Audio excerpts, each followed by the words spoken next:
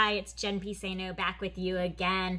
I'm over here preparing for a cacao ceremony and wanted to share some tips and tricks with you. So some of you bought some cacao from me. Thank you for that. This is Keith's Cacao. I ordered it from Guatemala and I'm going to share the purchase link in the comments and in the bio. But what I wanted to show you is what to do with it if you're not just drinking it up after you've shaved it. So in the earlier tutorial, I showed you how I like to shave the cacao. From a big block, I like to use a serrated knife, and this is just a steak knife. And what I do is I shave it to a decent consistency. Now, if there's big little chunks like this, you can see kind of like a pea size, I like to smash it. And once I do that, it gets into where I really want it. Okay, so I want it to kind of be almost as powdery as I can get it.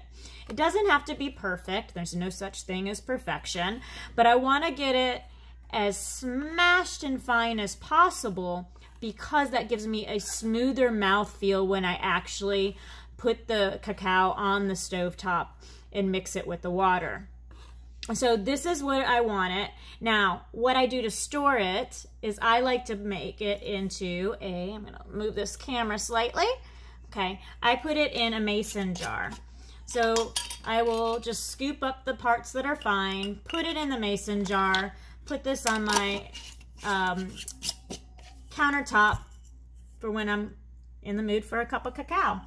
So that keeps it pretty simple. I'm drinking more and more cacao. I love the health benefits. It is a superfood, and my goodness, it is the food of the gods for a reason. It is incredible. So you can use your beautiful cacao. I'll also use this in top desserts with it. It goes great in smoothies. I'll put some in milkshakes for my son. It is very diverse on how you want to use it. So get creative and play with it.